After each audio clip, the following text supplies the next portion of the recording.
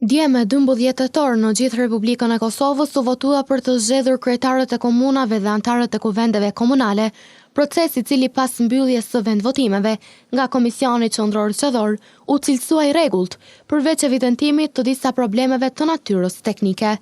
Edhe në Çakov, procesi zgjedhor u vlerësua i rrjedhshëm dhe pa ndonjë incident të shënuar.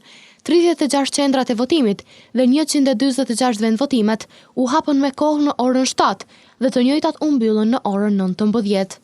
Në Çakov të drejtë vote kishin 121.768 votues, ndërkaq këto të drejtë e ushruan 40.405, apo 33.18%, duke mos përfshirë vendvotimet me kusht, votimin e personave me nevoja të veçanta dhe votimet me post.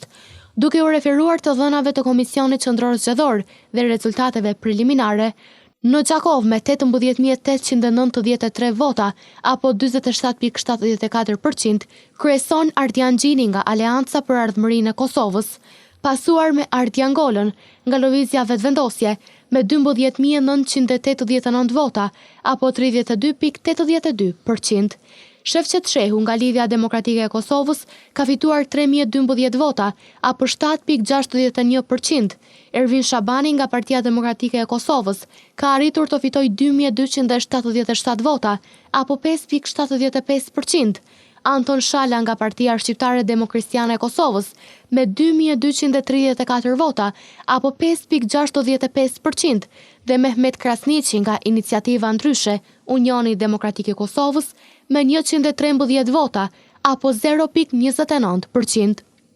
Çudia e këtyre zgjedhjeve në Çakov ishte se ish kandidati për kryetar nga radhët e partisë Balli Kombëtar Demokrat Shqiptar, Nikol Perkaj, i cili vdiq para disa javësh në një aksident me fatalitet, teksa ishte kohë fushate, në këto zgjedhje ka grumbulluar 53 vota, apo 0.13%. Ndërkaq sa i përket zgjedhjeve për kuvend komunal, në Çakov, Aleanca për Ardhmërinë e Kosovës ka grumbulluar 11.785 vota, apo 32.30%, pasuar me Lëvizjen Vetëvendosje, e cila ka fituar 6.833 vota, apo 18.73%. Partia Demokratike e Kosovës ka fituar 5.654 vota, apo 15.50%. Lidhja Demokratike e Kosovës 4.570 vota, apo 12.52%.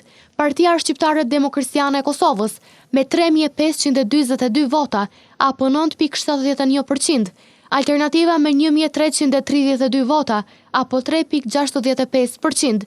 E Vërteta me 728 vota, apo 2%. Partia Liberale Egjiptiane me 640 vota, apo 1.75%. Iniciativa e Re Demokratike e Kosovës me 432 vota, apo 1.18%. Forca e Re Kombëtare me 332 vota, apo 0.91%. Nisma Social-Demokrate me 217 vota, apo 0.59%. Iniciativa Qytetare për Ndryshim Lokal me 201 vota, apo 0.55%. Balli Kombëtar Demokrat Shqiptar me 116 vota, apo 0.32%, dhe Iniciativa Ndryshe, Unioni Demokratik i Kosovës me 106 vota, apo 0.29%. Referuar rezultateve preliminare nga KQZ, Ardian Gjini nga Aleanca për Ardhmërinë e Kosovës dhe Ardian Gola nga Lëvizja Vetëvendosje do të përballen në raundin e dytë zgjedhor, që do të mbahet më 9 nëntor.